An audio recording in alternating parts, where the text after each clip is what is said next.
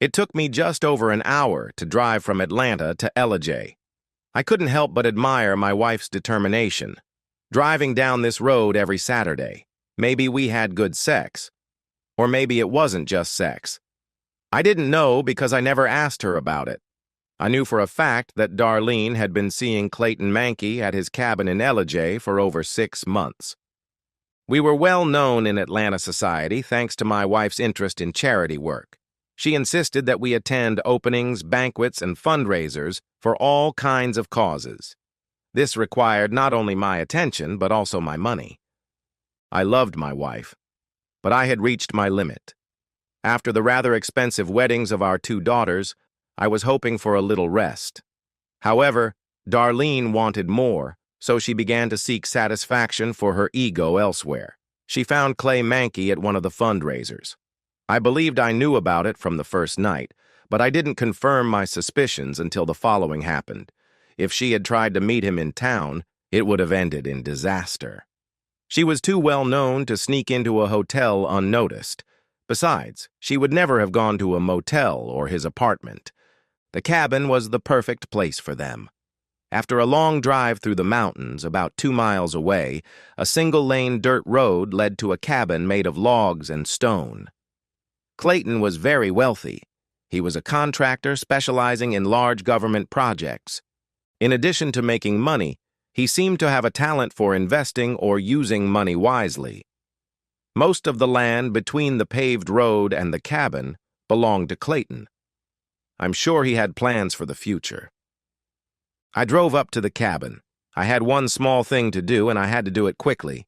Using a small pair of wire cutters, I cut the telephone wires coming out of the box and leading into the house. I carefully tucked the ends of the wires into the holes so that it wouldn't be obvious that they had been cut. There was no cell phone reception near the house. Now, there would be no landline either. 20 minutes later, I was back on the main road. The whole way there was cloudy and overcast. Darlene didn't ask where I was going when I left early in the morning. I knew she would be leaving in about an hour, as usual. We never asked each other about things like that. I guess it was a sign that our relationship was deteriorating. Where Clayton's road turned, there was a gas station with a diner. Actually, it wasn't really a gas station, just a diner with a few pumps in front of the entrance. I got lucky and grabbed a table by the window with a good view. About 30 minutes later, a full-size black Hummer pulled up. Clayton always liked to arrive in style. Gas prices didn't matter to him. 5 minutes later, Darlene pulled up in her Lexus GX470, and then it started to rain. It wasn't a normal rain, but the kind that lasts all day and doesn't stop. I needed to get out of there quickly before the road became impassable. I'm sure Clayton didn't care about the dirty roads, but Darlene's Lexus wouldn't have handled it as well. At that moment, it didn't matter because they weren't going anywhere. What struck me about her meeting was its timing. We had a fundraiser for Brazilian 3-toed sloths tonight. I'm pretty sure that wasn't the reason she was traveling, but it was something just as frivolous. She had been planning and preparing for this for over 3 months, yet she still found time to leave on the day of the event to see her lover. I have to admit that she did a great job organizing the event. Even without her, everything would have gone well. My Outback wasn't as reliable as Clayton's Hummer or as elegant as Darlene's Lexus, but it would have gotten me where I needed to go if I hadn't messed around. I paid the bill and followed my wife and her lover into the mountains. It wasn't actually that high, but the road was damn winding. It's very difficult to build a road through mountains like that. You have to follow the contours of the land when you can, and that's not always easy. It started raining, and it didn't look like it was going to let up. I got halfway to the cabin and decided to stop where I could turn around. The park protected me from the rain, but by the time I got there, it was pretty stuffy inside. Darlene and her lover had been in the cabin for about 30 minutes. I was pretty sure she was going to cut the visit short, so I got right down to business. It didn't take long, really. I just slashed the tires on both cars. They wouldn't be able to fix or replace the tires today. By the time the rain stopped, the roads would be in such a state that no normal tow truck driver would risk driving there. Their only option would be to walk to a diner and find another way to get around from there. Of course, they wouldn't even realize what was happening until they finished making love. They didn't have a landline or a cell phone. If he had internet, it was probably connected through his phone line. Of course, he could have had a satellite phone, but I couldn't take that chance. I was ready. The rain was still coming down. 20 minutes later, I was driving back to Atlanta on Highway 575. There was no serious reason for my escape. I just felt angry. Darlene and I had been together since college. I moved to Atlanta from Pennsylvania to work for one of the most prestigious accounting firms in the state. In less than 10 years, I started my own accounting firm specializing in the food service industry. We did bookkeeping, payroll, taxes, and even retirement plans. Some of our clients went national, and we went with them. Our lifestyle changed as my income grew. Sometimes I felt like I couldn't keep up. Everything was fine until Darlene decided to spice up her sex life. Of course, I could have been wrong. Clayton was richer than me. I didn't know for sure if Darlene was interested in his money or his body. I have to admit, he was better looking and in better shape than me. I guess working on a construction site helps you stay in shape better than sitting at a desk all day. That son of a bitch even had more hair than I did. I hadn't gotten to the point where I needed to comb my hair, but it wasn't as thick as it used to be. I didn't care why she did it. I just wanted her to fix it. Tonight promised to be a great night. I was looking forward to seeing if Darlene would show up. If she arrived before everything was over, she would be confused and upset. As I said, I had no reason to do what I did. I got to Interstate 75 and it was still raining. I was going to leave Atlanta right after the party. All the arrangements had been made in advance. I sold my business 2 months ago for cash and a 20-year share of the profits. 3 weeks ago, Darlene signed the papers to sell the house to a close friend of mine. He knew about my situation and was more than willing to resolve any issues that might arise from the sale. He paid me $1 million in cash for the house, which was worth 3 times that amount. Darlene believed she was signing documents to refinance the mortgage. There was no mortgage. The rest of the preparations consisted of closing accounts, credit cards, investments, and retirement policies. There were a few collectibles in the house that I had no trouble selling in advance. I planned to take Darlene's jewelry with me when I left. I wasn't going to leave her with things I had bought for $500,000. Clayton Mankey was another problem. In addition to his wealth, he had good connections at both the local and state levels. Although he was not my client, it was not difficult for me to gather information about my opponent. I assigned a small group of my best employees to gather everything they could about his businesses. It was standard practice for Clayton to win bids for government projects and skim a nice cut off the top. The big problem was that the books didn't add up. The school district project was recorded in their reports as worth $3 million, but Mankey Enterprises indicated that it had only received $2 million. Clayton easily made $1 million minus a few kickbacks. No one ever checked the 2 amounts. I couldn't hurt Clayton because the state and local authorities were just as guilty as he was. However, the IRS took a keen interest in the case. Not only did they plan to ruin poor Clayton, but they also intended to pay me a reward. At the time, I wasn't sure I would get it, but maybe with a little luck, everything would work out. When I got to Atlanta, the rain was coming down harder. I figured it would be another 2 or 3 hours before Darlene and Clay discovered their problem. I needed to get ready for the party. When I got home, the caterers and other partygoers were busy. Darlene was planning to invite over 200 people. Fortunately, the house was large enough to accommodate everyone. I just smiled and waved to the workers. They were professionals, and I wasn't going to get in their way. I took a long hot shower and started gathering the last few things. Darlene would miss her jewelry. I also cleaned out my personal safe.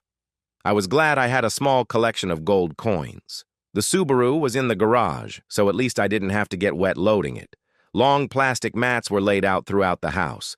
It was late in the day, but with no sun and plenty of clouds, it felt like night had fallen. It started to rain.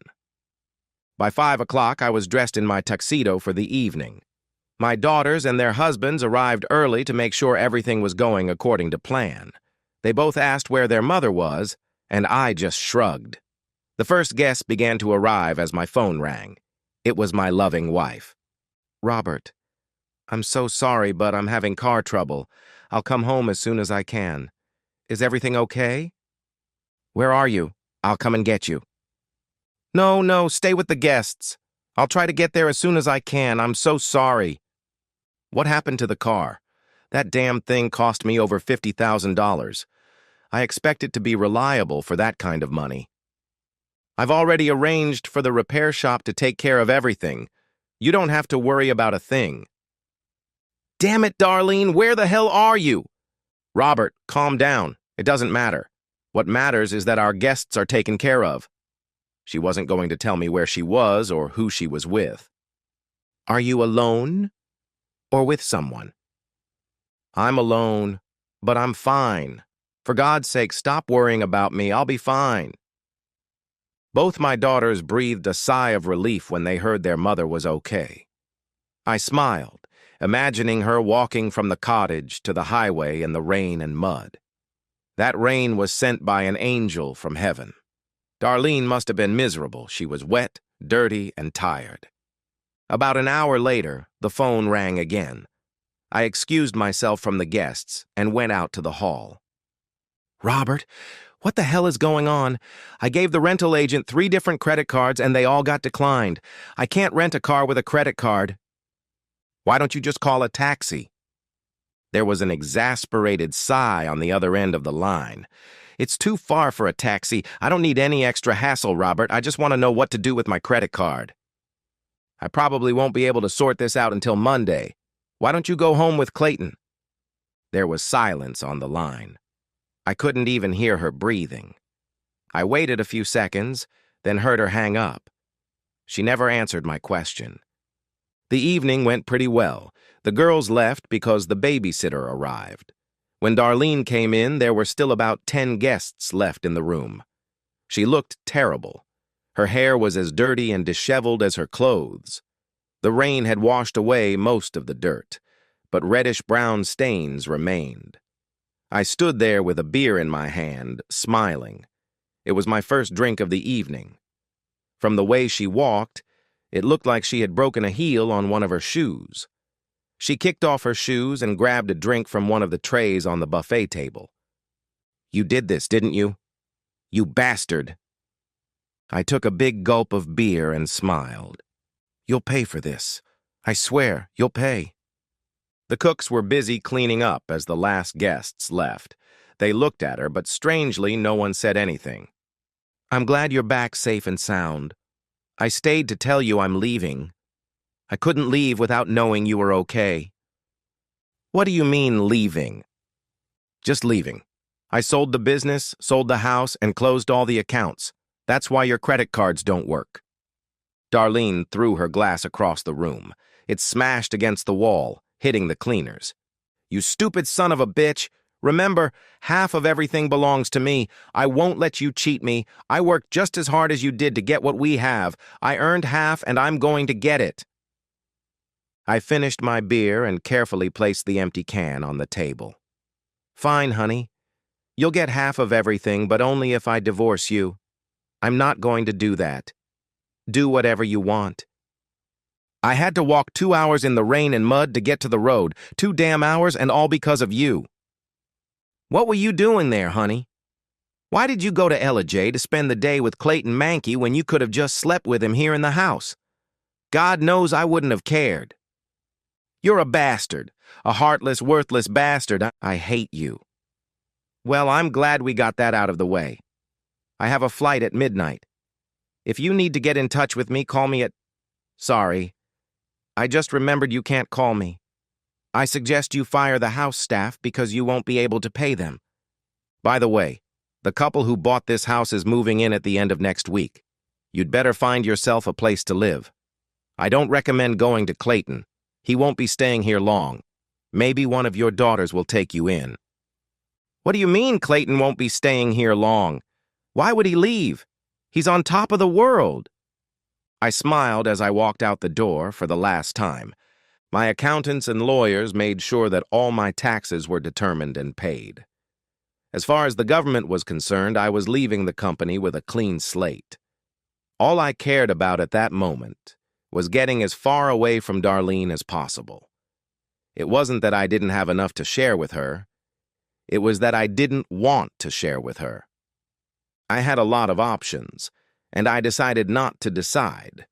I made a list of places that interested me and decided it would be wise to check them all out. A year in each place would be enough. I decided to start with Belize and move on from there. After 5 years, I would have a pretty good idea of where I wanted to live. I had a few people who were more than willing to keep me informed about what was going on at home. 2 weeks after arriving in Ambergris Caye, I made some phone calls. The first was to my eldest daughter, Grace.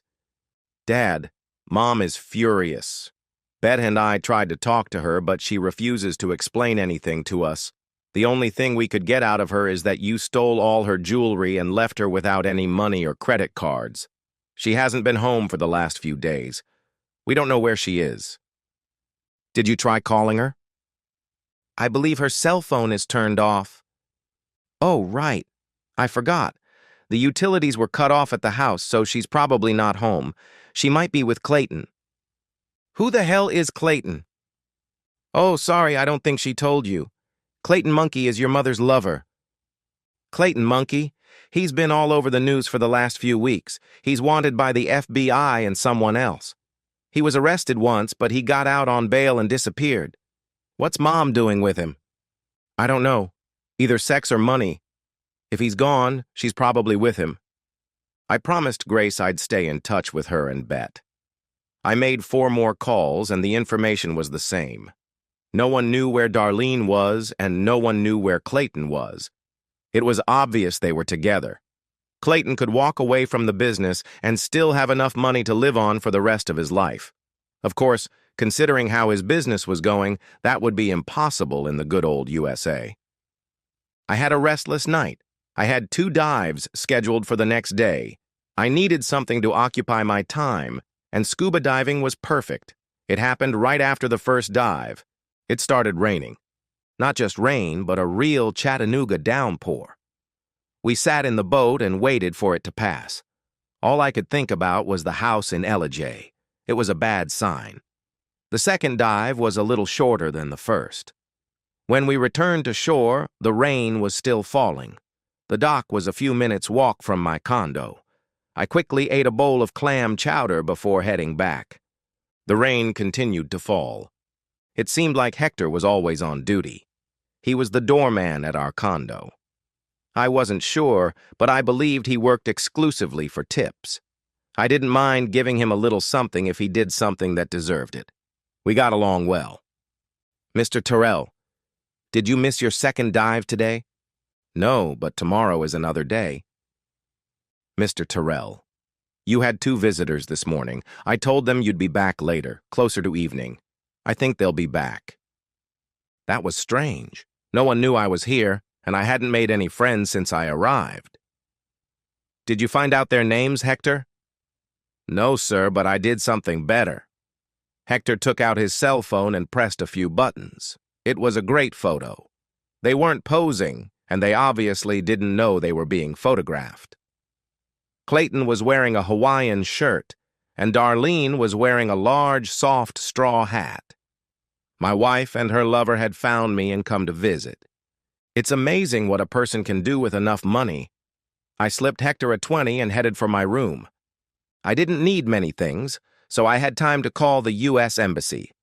They confirmed that they were indeed interested in Mr. Monkey. He was wanted not only by the tax authorities, but also by the passport office, which wanted to know what documents he was using. He was forced to surrender his passport in order to be released on bail. 20 minutes later, I was on my way to San Pedro Airport. The small airport suited me better. It rained all the way there. American officials were waiting for Clayton at his apartment. Extradition to the U.S. was inevitable. They weren't interested in Darlene, so I assumed they would just leave her without any money or credit cards. I wondered if she had a return ticket. 2 days later, I settled into my new villa in Phuket. I was afraid that without a job or family, my life would be boring. I was wrong. It wasn't long before Darlene and Clayton found out where I had gone. This time, I was ready. I was on my guard. I had planned to take a walk on the beach and watch the sunset, but I changed my mind. It started raining. It was a Chattahoochee rain. It was sent by an angel. I hoped Clayton was as smart as he seemed. I wondered why he decided to take revenge when he could have just left. The next few years would be fun. I wanted to have dinner, but I couldn't. It started raining.